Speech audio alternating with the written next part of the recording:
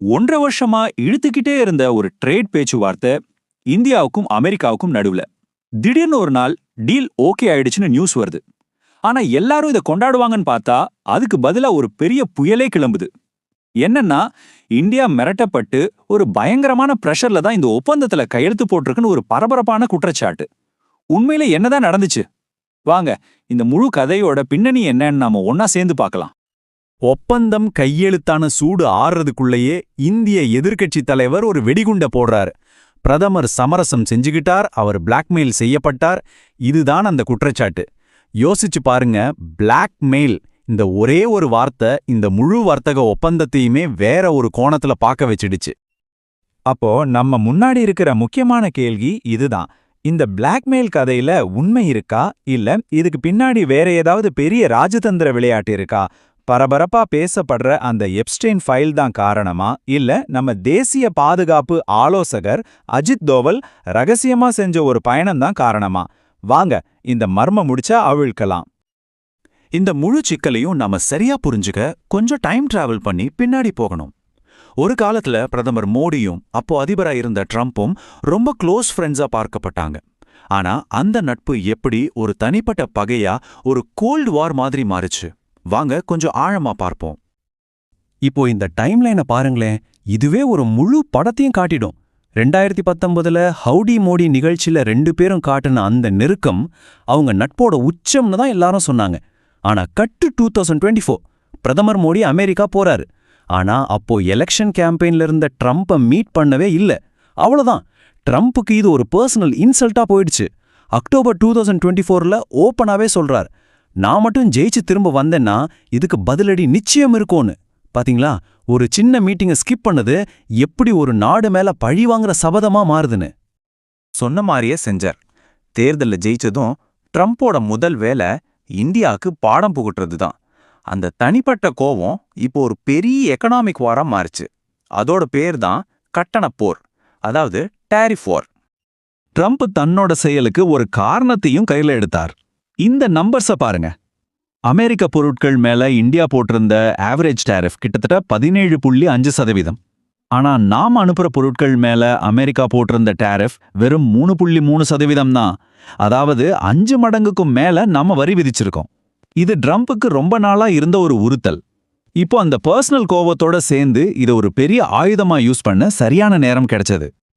ஆனா ட்ரம்ப்போட பிரஷர் வெறும் வரியோட மட்டும் நிக்கல, பல பக்கத்திலிருந்து நெருக்கடி கொடுத்தார். இந்தியா F-35 ஃபைட்டர் ஜெட்ஸை வாங்கணும்னு சொன்னார். பிரதமர் மோடி பக்கத்திலே நிக்கிறப்போ இந்தியா தான் உலகத்திலே ஹையஸ்ட் டாரிஃப் நேஷன் முகத்துக்கு நேரா சொன்னார். இந்தியா மாதிரி நாடுகளை குறிய வச்சு உலக அளவுல ரெசிப்ரோக்கல் டாரிஃப்ஸ் போடுவேன்னு மிரட்டினார். எதுக்குமே மசீலியா?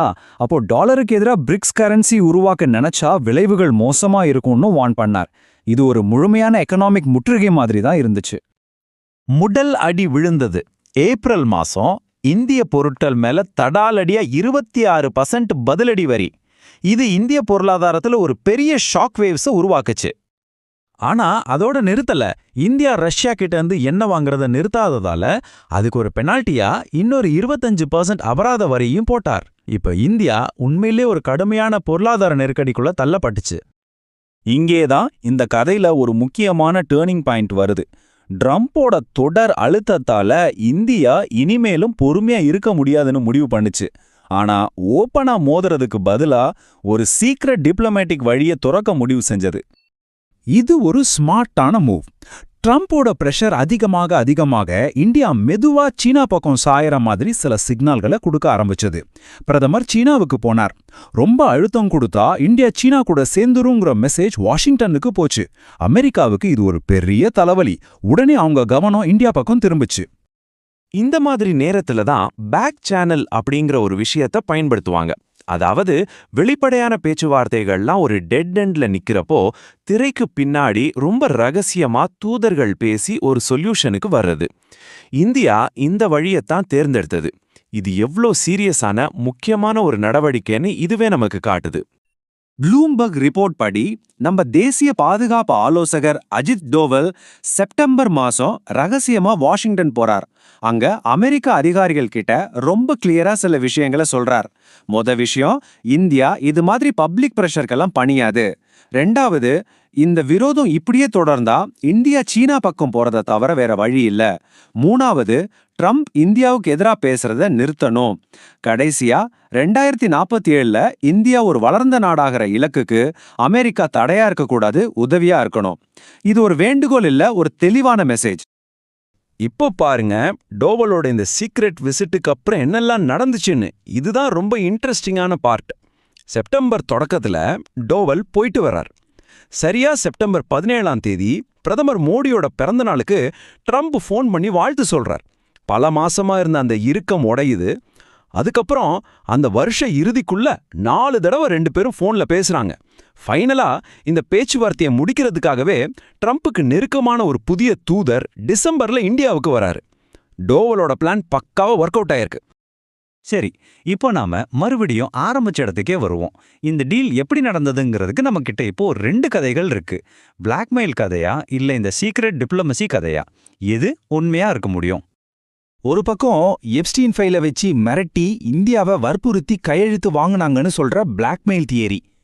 இன்னொரு பக்கம் அஜித் டோவலோட புத்திசாலித்தனமான பேக் சேனல் பேச்சுவார்த்தையால ரொம்ப கஷ்டப்பட்டு இந்த ஒப்பந்தத்தை சாதிச்சோன்னு சொல்ற டிப்ளமசி தியரி. வாங்க இது ரெண்டையும் கொஞ்சம் அனலைஸ் பண்ணி பார்ப்போம். இந்த பிளாக்மெயில் தியரியில சில பெரிய ஓட்டைகள் இருக்கிற மாதிரி தெரியுது. யோசிச்சு பாருங்களேன். 1, டைமிங். இந்த தகவல் பல வருஷமா ட்ரம்ப் கையில் இருந்திருக்குன்னா ஏன் இப்போ திடீர்னு இதை யூஸ் பண்ணணும்? 2வது, இந்தியாவோட ரியாக்ஷன். இந்த எப்ஸ்டீன் ஃபைல் பத்தி நியூஸ் வந்த பிறகும் கூட இந்தியா பல மாசமா ட்ரேட் பேச்சுவார்த்தையில ரொம்ப ஸ்ட்ராங்கா பிடிவாதமா இருந்துச்சு. அப்போ அவங்க பயப்படலையா? சரி, 3வதா ரொம்ப முக்கியமா ட்ரம்போட கேரக்டர். அவர் ரொம்பவே அன்பிரெடிக்டபிள். அவரை நம்பி எப்படி பிளாக்மெயிலுக்கு பணிஞ்சு ஒரு டீல் போட முடியும்? இன்னைக்கு டீல் சைன் பண்ணிட்டு நாளைக்கே அவர் அந்த தகவலை வெளியே சொல்ல மாட்டார்னு என்ன கேரண்டி? அதனால இந்த தியரி கொஞ்சம் இடிக்குது இல்லையா? இந்த ராஜதந்திர கதை தான் அதிக நம்பகத்தன்மையோட தெரிஞ்சாலும் முழு உண்மையும் இன்னும் வெளியே வரலங்கிறத நாம ஒத்துக்கிட்டு தான் ஆகணும். இன்னும் சில கேள்விகளுக்கு பதில் கிடைக்காம தொங்கிக்கிட்டு தான் இருக்கு. அஃபிஷியலா என்ன சொல்றாங்கன்னா, இந்த ஒப்பந்தத்துல விவசாயம், பால் பொருட்கள் மாதிரி நம்ம முக்கியமான உள்நாட்டு துறைகளுக்கு எந்த பாதிப்பும் வராத மாதிரி பார்த்துக்கிட்டோன்னு இந்திய வர்த்தக அமைச்சர் சொல்லியிருக்கார். இது உண்மையா இருந்தா இந்த கடினமான சூழ்நிலையிலையும் இது இந்தியாவுக்கு ஒரு பெரிய வெற்றிதாங்க. ஃபைனலா நாம இந்த முழு கதையையும் ஒரு முக்கியமான கேள்வியோட முடிப்போம். இந்த ஒப்பந்தத்தோட முழு விவரங்களும் இன்னும் முழுசா வெளியாகல. ஆனா இந்த வர்த்தக போர் முடிவுக்கு வந்திருக்கு. சரி, இந்த அமைதிக்காக திரைக்கு பின்னாடி இந்தியா கொடுத்த உண்மையான விலை என்ன? நாம அறியாத சமரசங்கம் ஏதாவது நடந்திருக்குமா?